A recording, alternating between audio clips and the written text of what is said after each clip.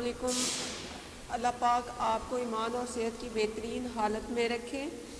आज की हमारी क्लास है फ़िज़ियोलॉजी की, और फ़िज़ियोलॉजी में हमने कल चैप्टर जो स्टार्ट किया था वो मसल किया था। मसल का आपको मैंने कल इंट्रोडक्शन पढ़ाया था कि मसल जो है वो क्या चीज़ है। ये contractile tissue of the body होते हैं, और इसमें क्या होती हैं, कॉन्ट्रैक्टाइल प्रोटीन्स होती हैं जो कि हमारे फोर्स हमें देती हैं कॉन्ट्रैक्शन के लिए। और मसल से हमें लोकोमोशन, हमारे जो हमारा पोस्चर है और उसको मेंटेन करने के लिए या चेंज करने के लिए या हमारी मूवमेंट के लिए ये मसल्स जो है ना वो बहुत अहम है। मसल्स की आपको मैंने बताई थी कि 3 टाइप्स के मसल्स होते हैं हमारी बॉडी के अंदर। कौन कौन से बेटा? तो वो स्मूथ मसल होते हैं, स्केलेटल मसल्स होते हैं, और कार्डिक मसल्स होते हैं। तो आज हम जो डिस्कस करने जा रहे हैं वो है smooth muscle, smooth muscle cells या स्मूथ मसल। तो आज हम इसको डिस्कस करेंगे।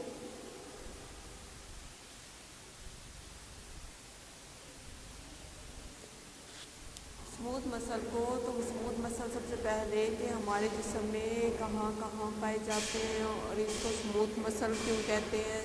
ये इसलिए स्मूथ मसल कहलाते हैं कि इसमें हमारे जब हम इसको इलेक्ट्रॉन माइक्रोस्कोप के अंदर देखते हैं तो इसके अंदर कोई चीज़ ऐसे क्रॉस स्ट्रेशन यानी धारीदार चीज़ें कुछ नज़र नहीं आती। ये इसकी जो सरफेस है वो बिल्कुल एक जैसी स्मूथ सी नज़र आती है, तो इसलिए इसको हम कहते हैं स्मूथ मसल्स। ये कहाँ कहाँ पाए जाते हैं? ये हमारी जो अंदरूनी जो जैसे हमारा ब्लड सिस्टम है तो उसमें जो ब्लड वेसल्स है, या जो हमारे इंटेस्टाइनल ऑर्गन है जैसे कि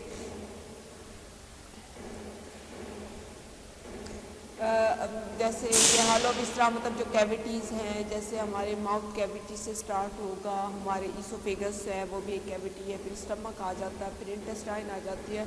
तो दे आर ऑल मतलब cavities, they are all cavities. और इसमें क्या पाए जाते हैं, इसलिए स्मूथ मसल्स फाइबर जो है ना ये कैविटीज़ बनाते हैं। अब इनका यहाँ पे क्या फंक्शन होता है? इनका यहाँ पे फंक्शन होता है कि ये हमारे जो कैविटीज़ है या जो हमारी अंदर खुराक की नालियाँ हैं, इनका साइज़ को ये डिटरमिन करता है कि जैसे जब हम कोई खुराक खाते हैं या निवाले को हम अंदर लेके जाते हैं तो इसने उसको कॉन्ट्रैक्शन में जाना है या रिलैक्सेशन में जाना है, उसको अलाउ करना है या उसको अलाउ नहीं करना है। तो ये सारा काम कौन करता है? वहाँ पे स्मूथ मसल फाइबर करते हैं।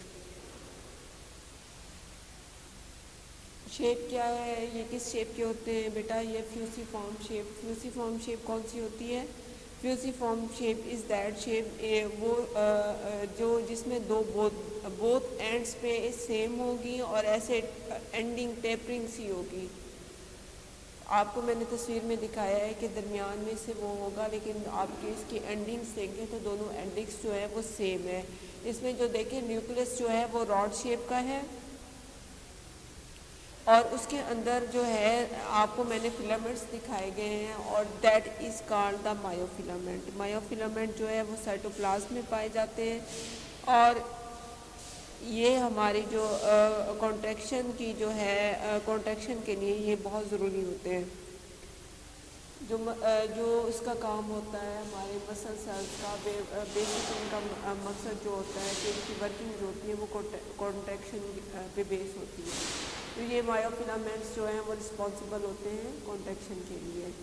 और आप देखें इसमें सेल मेम्ब्रेन होती है, और सेल मेम्ब्रेन जो है ना वो ट्राइलेमिनार 3 लेयर्स की मेम्ब्रेन होगी, और विद थिन जो स्केलेटल मसल होगा उसमें थिन वो जो thin layer of the coating of the glycocalyx होगी।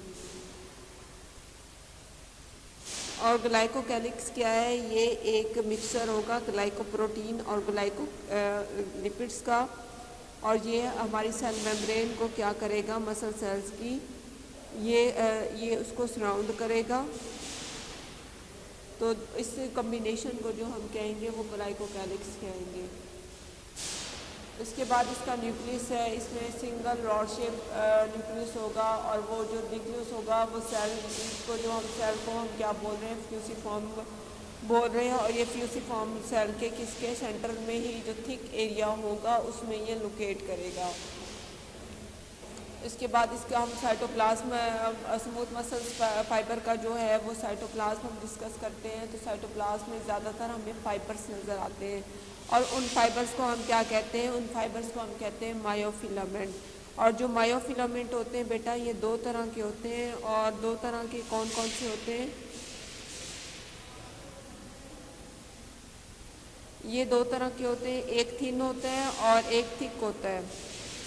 जो थिन होता है उसको हम एक्टिन कहते हैं और ये इसकी जो डायमीटर होता है वो 5 to 7 नैनोमीटर होता है।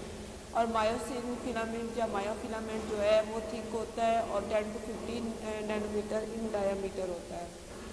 ये सारा था स्केलेटल मसल्स के बारे में, इसको हम दोबारा डिस्कस कर लेते हैं, पढ़ लेते हैं ताकि इसमें कोई भी चीज़ है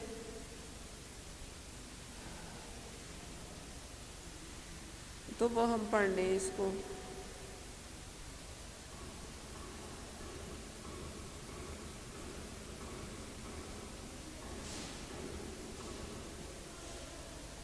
The smooth muscle fiber is so named because its fibers do not show cross striation under the microscope।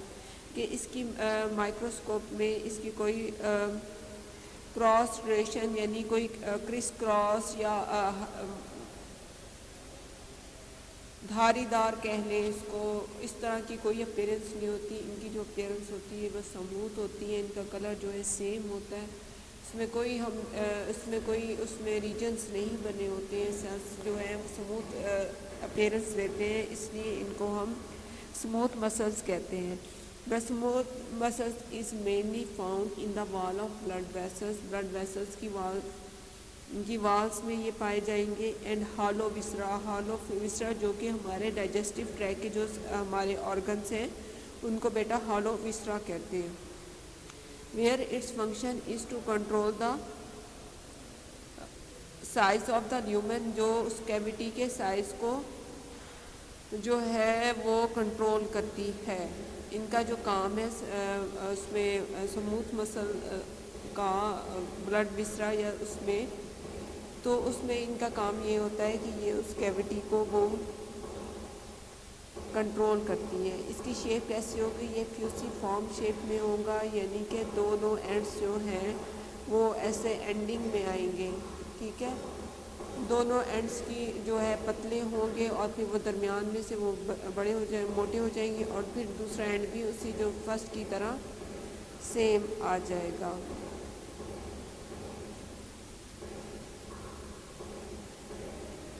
Shape हमने पढ़ ली। Cell membrane of the muscle fibre is an ordinary trilaminar membrane है having a thick coating of the glycocalyx. Glycocalyx क्या है, ये it is a mixture of the glycoprotein and glycolipid, ठीक है। Nucleus in smooth muscle fibre contain a single, सिर्फ एक ही rod shape nucleus होगा इसके अंदर, located in the central thick portion of the fusiform cell. जो फ्यूसिफॉर्म सेल है या स्मूथ मसल सेल्स है उसके साइटोप्लाज्म के जो थिक एरिया है उसमें ये पाया जाएगा। Cytoplasm electronic microscope shows that the cytoplasm of the smooth muscles is dominated by longitudinally oriented contractile filaments। इसमें आप देखिए फिलामेंट्स पाए जाएंगे और ये फिलामेंट्स में एबिलिटी होगी कि वो कॉन्ट्रैक्टाइल होंगे या वो कॉन्ट्रैक्शन कर सकेंगे। These filaments are called the myofilaments। There are two main types of myofilament found in the smooth muscles cytoplasm। कौन कौन से, एक्टिन एंड मायोसिन। आपकी बुक में इसको एक्शन के नाम से लिखा हुआ है, इसको आप सेट कर लीजिएगा, that is actin. Actin myofilament जो है ये थिन होते हैं और 5 to 7 नैनोमीटर इन डायमीटर हैं और मायोसिन फाइबर जो है फिलामेंट वो थिक होते हैं और 10 to 15 नैनोमीटर इन डायमीटर होते हैं। आगे हम चलते हैं स्केलेटल मसल्स की तरफ। इसका सिर्फ थोड़ा सा हम आज एक पेज डिस्कस कर लेंगे, पेज नंबर 153।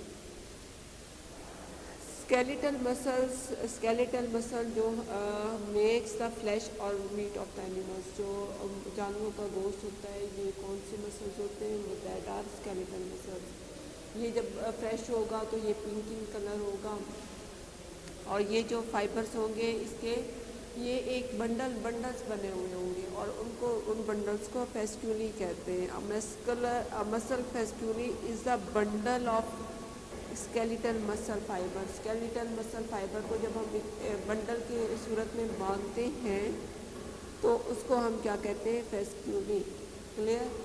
शेप क्या होगी, वो फ्यूसिफॉर्म इन शेप थे, तो ये सिलेंड्रिकल इन शेप है, और उसके बोथ एंड्स आर टेपरिंग है, और इसके जो एंड्स जो हमारे टेंडन्स के साथ जुड़े हुए होते हैं, तो टेंडर वो क्या होंगे, सिलेंड्रिकल होंगे, राउंड शेप में आते हैं। आपने कभी जानवर को ज़िबा किया होगा तो उसको देखेंगे, उसके जो जोड़ जहाँ पे वो टेंडन्स होते हैं, जो जॉइंट्स के साथ उसको मिलाते हैं, तो वो मसल्स जो हैं वो सिलेंड्रिकल इन शेप होते हैं।